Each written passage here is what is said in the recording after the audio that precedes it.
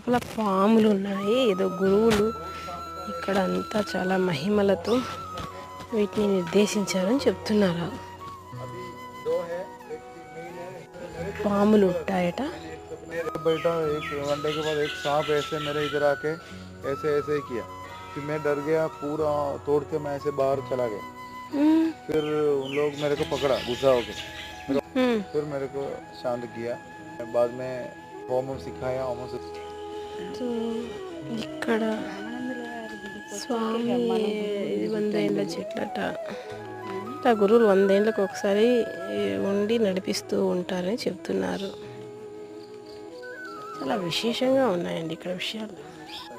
So ఈ విధంగా ఆశ్రమం పీస్ఫుల్ ఎన్విరాన్మెంట్స్లో తీస్తున్నారు. ఇక్కడ స్వామి ఇక్కడ వచ్చి గురువు గారు కూర్చుంటారు, తెల్లవారి పుట్ట వచ్చి కూర్చొని ఇక్కడ క్లాస్ తీసుకుంటారు. ఇక్కడంతా విద్యార్థులు కూర్చొని వింటారట.